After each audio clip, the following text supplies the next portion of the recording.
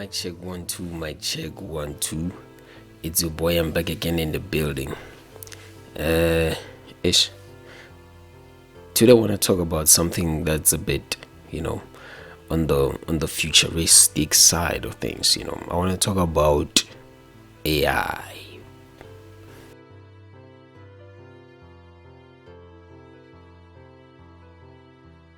Artificial intelligence. I don't want to describe it into its basics because I feel like a lot of people already know the basics of artificial intelligence, but I want to talk about how it is becoming like some sort of a new world order, how artificial intelligence is becoming a part of us. Say for example, right now we have children or students that are going to university and actually writing the exams, not exams but assignments, using artificial intelligence. And then sooner or later you're going to have lecturers that are actually marking those papers using artificial intelligence. Which brings me back to my point that is generally going to be AI versus AI, and the human touch will basically be something that's from the outside, the one that prompts the whole thing, the one that gives commands to the whole thing, which means that human errors or the human touch in most aspects of life will basically be eradicated, and is generally going to be AI versus AI, machine versus machine. Who has the best machine and who can program the machine into producing desired specific products. My main concern when it comes to AI is how it's going to impact people, like different groups of people. When I say different groups of people, I mean like between the rich and the poor, or the advantaged and the disadvantaged. I'm saying people that are from the suburbs versus people that are from the hood like me. How is AI going to be working for these two types of people? And I came to a conclusion that like most things, convenience tends to favor those that have money. In fact, convenience is there to serve people that have money. So history will basically repeat itself, and people that come from impoverished background will always find themselves chasing, and people that are coming from a background that is nice will always find themselves creating, because of the accessibility of this new technology that is being brought forth, or that is accessible to them.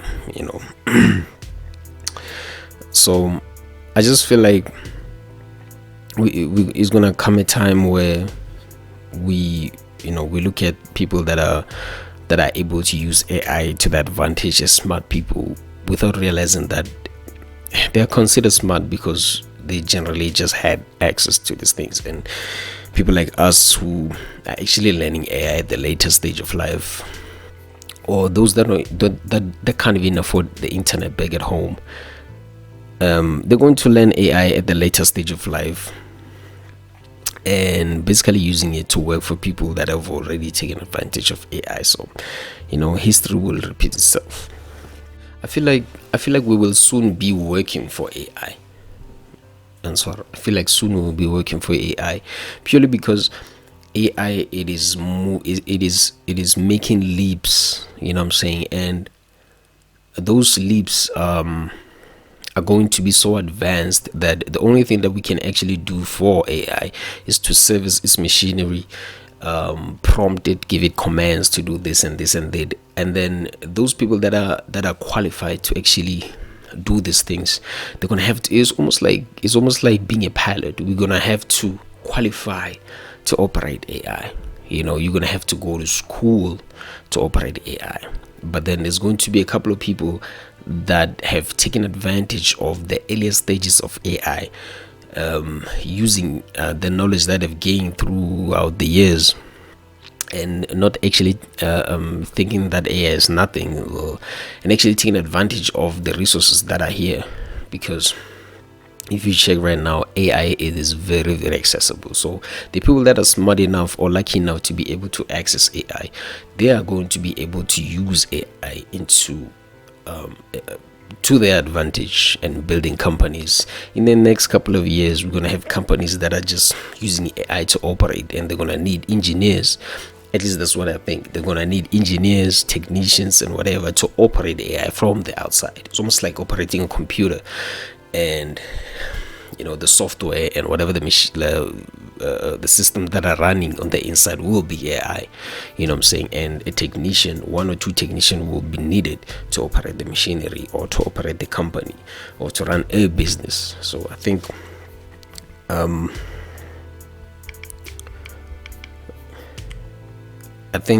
we will really soon be working for AI. I think we need to take advantage of AI, man. I feel like in the next 30-40 years, we're going to be looking at AI. Maybe 30-40 years is too much, but we're going to be looking at AI as something that we should have invested in 2025 or 2023 or whatever time that AI bloomed, you know what I'm saying? And it's going to be one of those things that we look at, just like the cryptocurrency thing, Now we look at cryptocurrency as something that we should have invested in 10 or 15 years ago, and most of us could have been millionaires had we had the information at the time. But just like what I was saying, there's always going to be a couple of people that don't have the access to all these new things that are forming, so that they can invest their time, the access and the knowledge into all of these things, so that people can actually have an opportunity of becoming wealthy. So AI is going to be one of those things where people look at like, oh shit, look, it's 2045, man, and AI is running the world. I should have invested my time into AI. Now I'm about to retire. I've been working for my boss, who's just going to give me a small portion of my pension funds or whatever, and I'm just going to retire and die broke. So I feel like this is our opportunity for us to invest into AI and actually learn AI. At least that's what I'm trying to do. My 2 days of learning how to use base level AI is very, very limited. It's limited based on the limits that are being placed. I didn't realize that these platforms, they actually have limits. They have, like, you can only create so much with whatever credits that you have, almost like with whatever money that you have. So there's limits to these things, and it brings me back to people that actually have the money to fund the ideas. Unlike Google or any other online platforms, when it comes to AI, these AI platforms, you're actually gonna have to some kind of pay. The credits, they represent money, so you can only, like, when you prompt, you gotta make sure that you prompt the best way you can using your first attempts or the first couple of attempts, because it doesn't really show here how many attempts you can do, how many limits you have. It can only tell you when you've run out of those limits that have set for you. And yeah, that's one thing that I've learned about it. So when it comes to programming, whatever it is that you want the outcome of, you're gonna have to be really, really specific, because these things, like this platform, they play into one another. Like, you can use ChatGPT to actually create a prompt. Well, a prompt is like a command of whatever it is that you want to do. You can tell ChatGPT that, okay, Bon, I want you to give me the best command that I can give to this other AI platform in order to create this type of a video. And yeah, that's basically that, and that can be limitless. I feel like that's supposed to be limitless, but then after creating so many things, I came to realize that there's limits to this thing. So it's like, I'm gonna have to be specific. The subscriptions, yeah, man, these platforms quite expensive. Like the free they're not trials, but like the free, it's not a trial, I don't know what it is.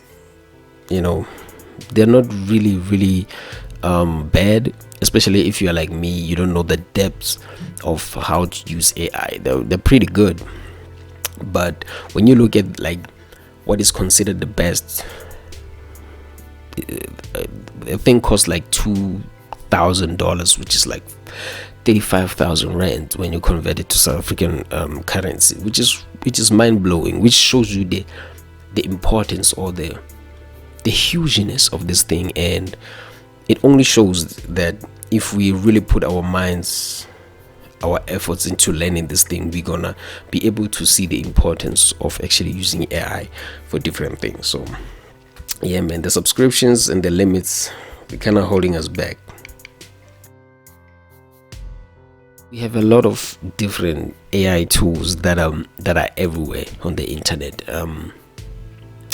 which reminds me of back in the days of social media. You know, we used to have a lot of social media apps that were just there. You know, we used to have Mexit, we used to have about Pep Text if you're in South Africa. We used to have a lot of things to use in order to text each other, you know. But now we have a different type of innovation that is blooming, which is AI, and we have a lot of AI tools. I really feel like a lot of them are going to disappear as time goes on.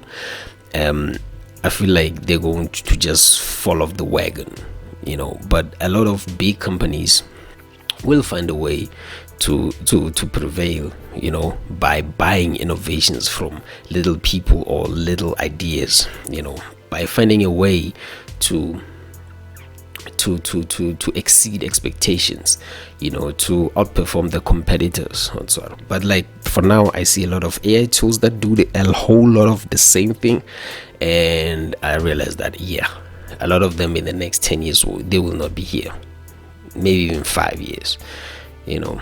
But yeah, man, I think this is a great opportunity for individuals, especially for people like me who are just trying to understand how things work, who are just trying to, you know, make a profit on the innovations that come with life, you know. And yeah, man, we need to take advantage of AI, bro. We need to stop playing, take advantage of AI, and we might just get rich, man. We might just get rich. But anyway, here's a video of the introduction that I tried to prompt using AI and Gemini. It's not the best, but you know, you can tell that the work of a graphic designer here is seriously being threatened. But anyway, Bafetu is Mr. Ordinary. Take care of yourself. Pay attention to AI, man. Pay attention to AI. Peace.